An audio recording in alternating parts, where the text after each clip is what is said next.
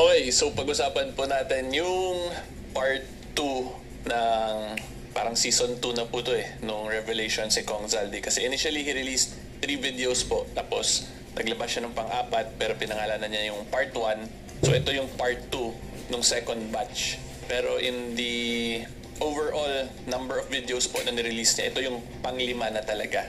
Okay, so this was released yesterday, November 25, 2025 at 10:13 a.m. by Congressman Zaldico.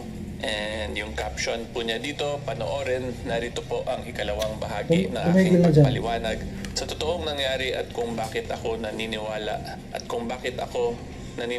na ang utos tungkol sa 100 billion insertions ay galing mismo kay Pangulong Bongbong Marcos. Malalaman nyo din na hindi lang si PBBM ang may mga utos ng insertions habang nasa BICAM pa ang national budget. Okay, so ito po yung video na yon kung saan pinangalanan din po ni Congressman ko, si Congressman Sandro Marcos na may insertions. So hindi ko pa po ito napanood, but based on all the news articles I've read yesterday, meron daw, I believe, 50 billion insertions. Alleged 50 billion insertions din si Congressman Sandro Marcos. And then, meron po actually video ni-release lang ngayon lang din, 22 minutes ago, si Congressman Zaldico, November 26. However, yung isa muna, yung kahapon po muna yung papag-usapan natin kasi medyo na-behind na po ako sa videos because, meron din po tayong mga kasong hinahawakan kasi. Okay, so anyway, this is still the Facebook page po of Congressman Zaldico, rep.zaldico with a blue checkmark from Meta, yung verified account badge po, 652,000 followers. And then yung Facebook page is still facebook.com/repzaldico. Tapos may mga nakikita rin po ako na nagsasabing hindi daw nila na ma-search yung Facebook account na to ni Kong Zaldico. And that is most likely because you are probably overseas, so baka naka-restricted po itong account niya sa Philippines only. Posible lang po, that's a possibility kasi hindi ko rin po ma-verify or ma-check kung restricted nga ba talaga. Pero nakikita ko lang po sa comments na hindi daw nila na-access na tong page. Pero anyway, ito po yung papanoorin natin for today, which is this one po, the video dated November 25, 2025. Okay? So, as we can see here po, this is a 6-minute and 52-second video. Anyway, panoorin po natin. Huwag mo akong pigilan sa mga insertions ko. Huwag ka nang makialam sa budget. Na ginagawa ko lang ang mga utos niya tungkol sa mga insertions na sinasabi niyang hindi na raw niya makilala. Nagsabi na ipinapa-insert ng mga projects ang Pangulo na worth 50 billion pesos. Naging malinaw sa akin na siya mismo ang nag-utos kila Secretary Mina Pangandaman at Yusek Adrian Bersamin. Ang gusto niya ng 50 billion pesos na insertion.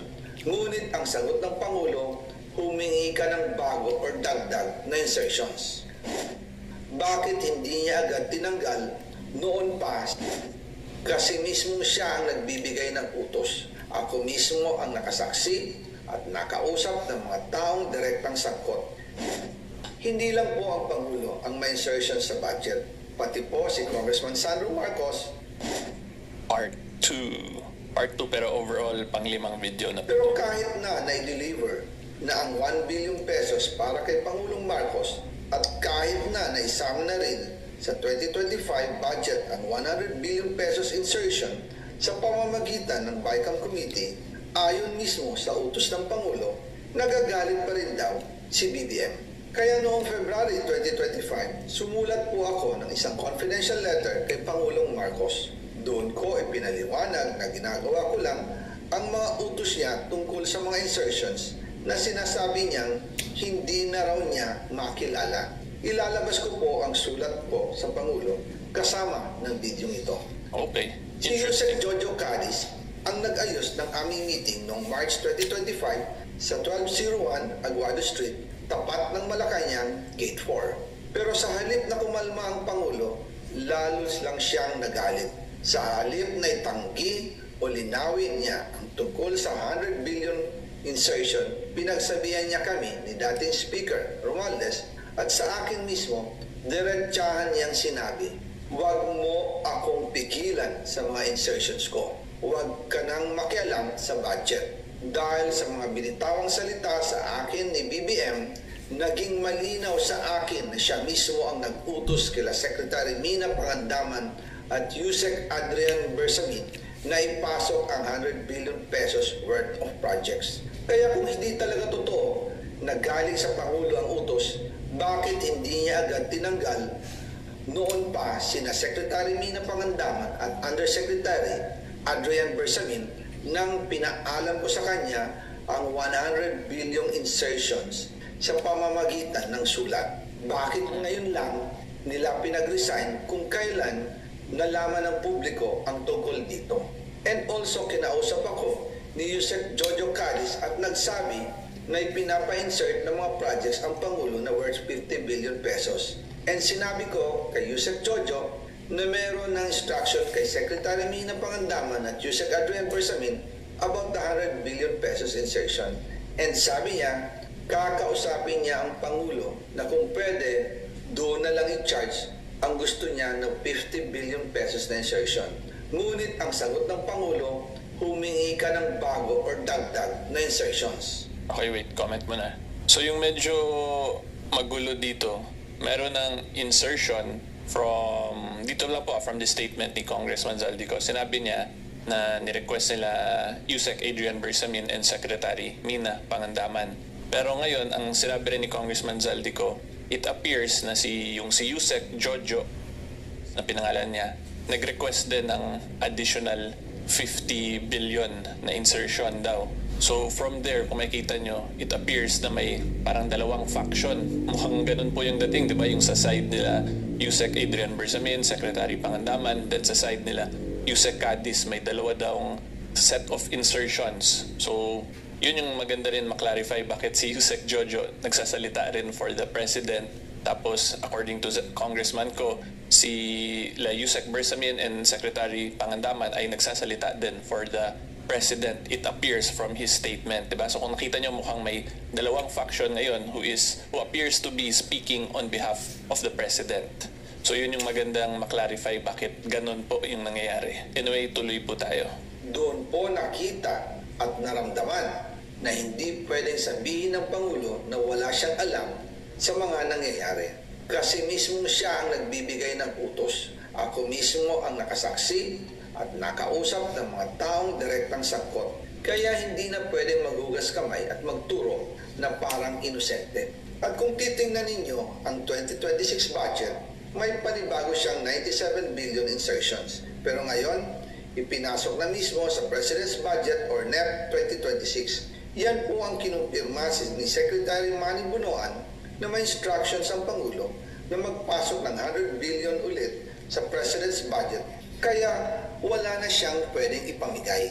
Ito ay nalaman ko noong May 2025 sa meeting namin kasama si dating Speaker Romualdez sa number 30 Tamarind Street, Forbes Park. Kaya nang nadiskubre ng House of Representatives ang insertion sa flood control sa 2026 budget, ibinilik namin ang DPWH NEP 2026 dahil mali na ito at panibagong flood control projects na naman.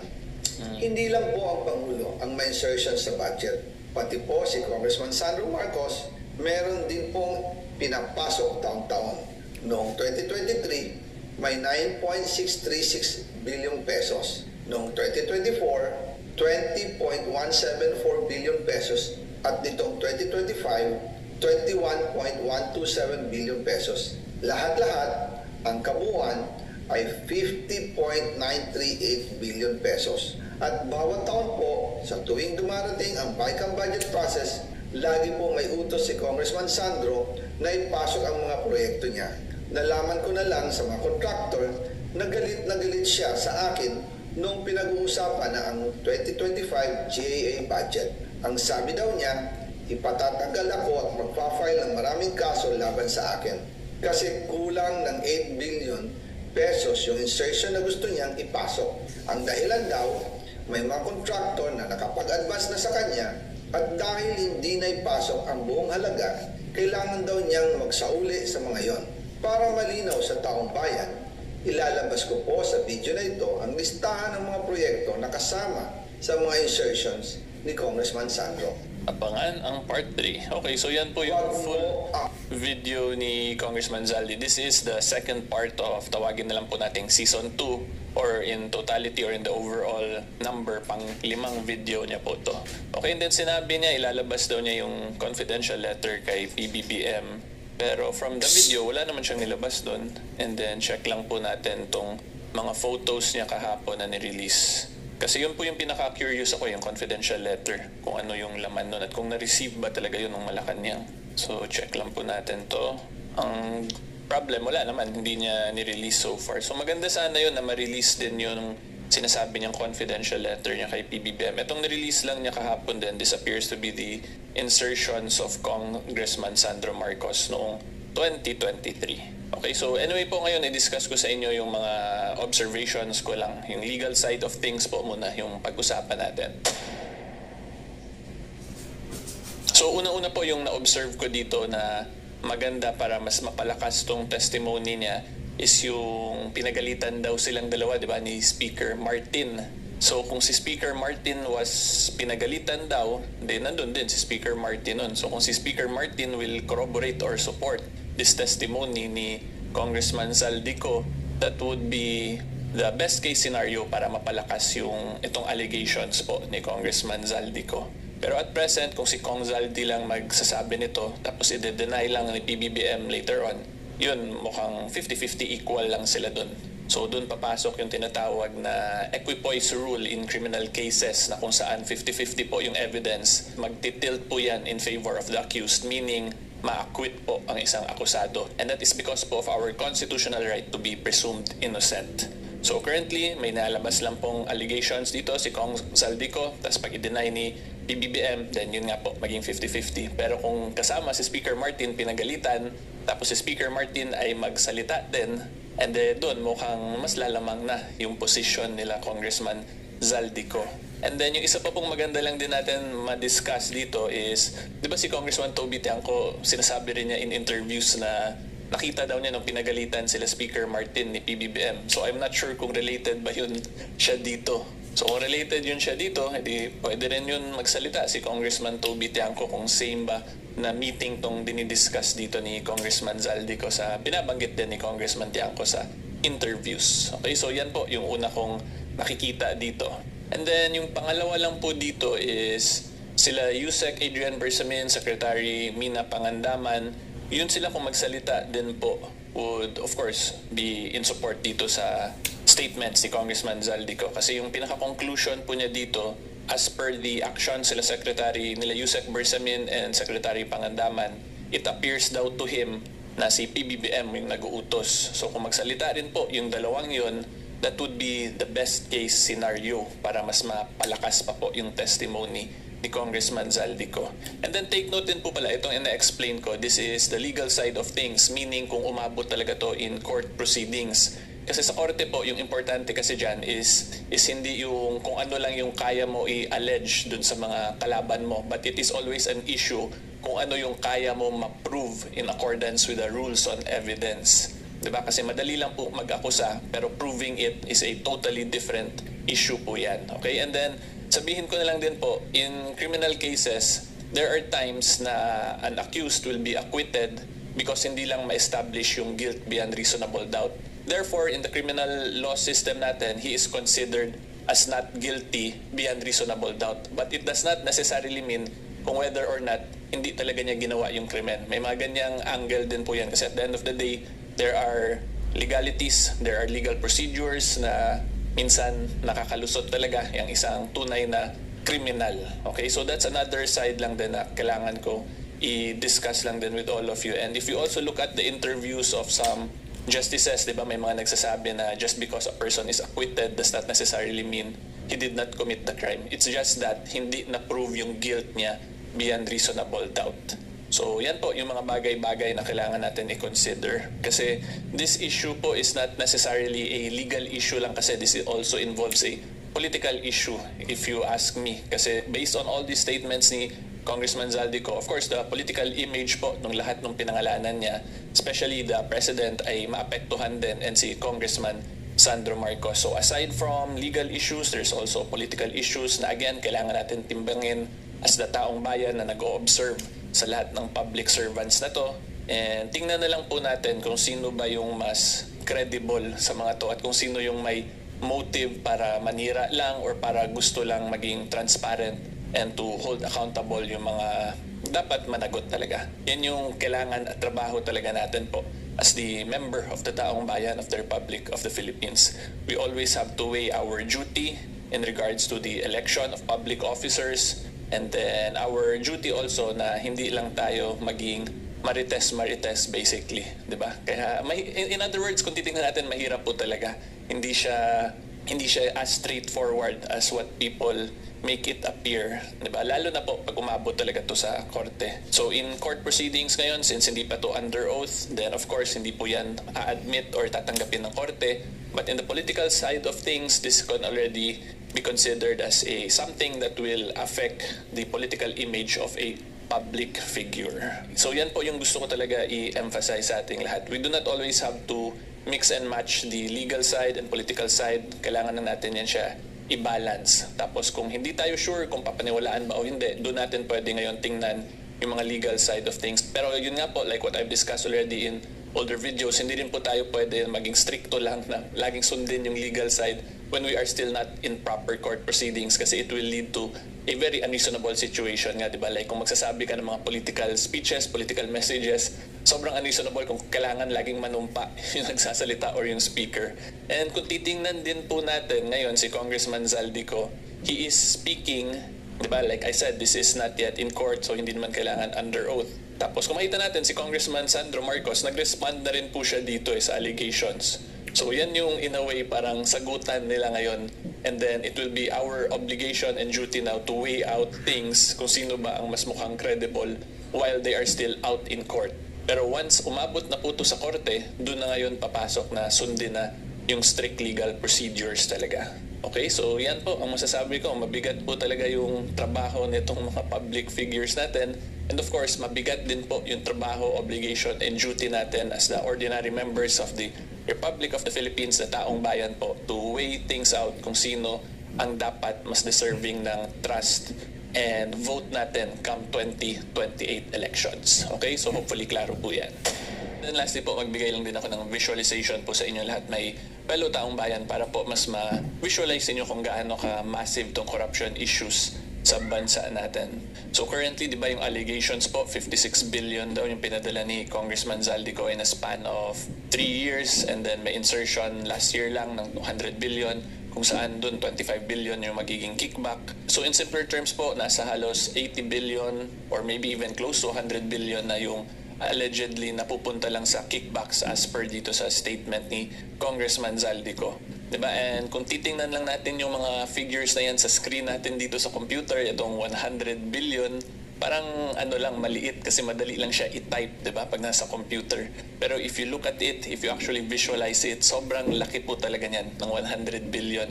Even 1 billion lang, diba? Kung ilipat mo yan siya, kung makita mo po yan physically, it is 1 metric ton daw po yung 1 billion pesos. So 1 metric ton, that's 1 room full of cash. Basically, hindi po yan siya ganun kadali malipat yung pera.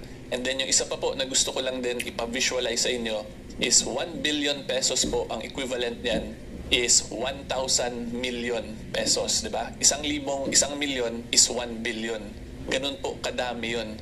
And yung 1 billion pesos po, 1 billion lang po di ba yung allegation na sa halos 80 billion na yung kickbacks. Yung anyway, going back, yung 1 billion lang po, pag ilagay nyo yan sa time deposit account, yung 1 billion, and then sabihin natin after taxes lahat, yung tutubo pera mo, nasa 3, sabihin natin 3 to 4%. Okay, so anyway, sabihin natin 4%, yung tutubo yung pera mo via time deposit. Yung 4% po of 1 billion in a year is equivalent already to 40 million pesos in a year. Diba? 40 million pesos po, i-divide mo into 12 months, that is more or less you have 3.3 something million a month to spend. In other words, yung 1 billion, ganun po kalaki yung tinutubo nun, halos nasa 40 million a year na, naka-time deposit lang. Diba? How much more kung 80 billion ilagay mo dun ngayon via time deposit? So yung 40 million, i-times 80 mo yun siya. Yun yung kikitain. So pinapa-visualize ko lang po ito sa inyo para mas magets nyo kung gaano kalaki yung corruption issue na to. Kaya hopefully magkatulungan po sana talaga yung Filipino people, the taong bayan, to address this, di ba? Mag-all out sana yung mga investigative bodies natin, yung Congress natin, and all other government offices like the Ombudsman to really pinpoint the mastermind in all of this. Kasi kung mangyari po yun, I'm sure yung mga next nating public figures, I am hoping na matakot sila kung meron talagang mapanagot after all these allegations and all these corruption issues. Anyway, going back to my visualization example po, in 1 billion nga lang po, you have 3.3 more or less million a month to spend already. Ganun po kalaking pera yon. Tapos kung titingnan ninyo, sobrang laki na yung amounts involved. But the public figures dito sa mga allegations sila Congressman Zaldico, parang hindi po sila nabubusog. Basically, yun yung point ko. Diba? Kasi may 1 billion ka lang, buhay ka na forever. That's already generational wealth if you ask me. So ano ba yung point? Bakit nila gusto pa tong mga 56 billion, ngayon nasa 80 billion na yung halos nabigay via kickbacks. Diba? So hopefully mas nakikita nyo lang po kung gaano ka-massive talaga to at kailangan talaga natin mag-act as the Filipino people because it is very unfair for all of us. Yun po yung point ko talaga. Like what I have repeatedly stated already, parang hindi sila nabubusog na tuloy-tuloy lang silang allegedly tumatanggap ng kickbacks na ganong amount. Yan lang po, yung gusto ko lang din ipa-visualize talaga sa inyong lahat para mas maintindihan nyo kung gaano ka-massive to na issue. Diba? Kasi again, pag tingnan lang natin dito sa computer, yung 100 billion, parang ang liit. Pero if you actually visualize it, how massive it is physically, logistically, and how massive it is if ilagay mo na siya via time deposits, via investments, then hopefully po mas maintindihan ninyo yung importance talaga ng role natin to speak up at manindigan po sa issue na to. Okay? So medyo naging political message na tong last part ko, but yun lang po, gusto ko lang talaga ilabas din yung sentiments and thoughts ko regarding this because these are very big amounts, figures involved. Tapos, yun, di ba? Walang napapanagot. Basically, may mga nahuli na nga. Pero mga underlings pa lang. But I still believe in our government na they will do their job. Hopefully, mapanagot talaga yung dapat mapanagot. And ako personally, tingin ko naman si Congressman Zaldico, hindi pa to siya yung mastermind talaga. If you ask me, I'll be completely honest po with all of you. And the reason kaya ako po nasasabi yan is because he's just the chairman of the Committee on Appropriations. Diba? Mas may boss pa yan sa Congress. And yan na lang po. Diyan na lang muna yung discussion natin. Mag-see more lang po muna tayo via an actual video. So anyway po, if you like more legal videos and current events, subscribe lang po kayo sa channel ko. And until next time, see you all po. Bye-bye!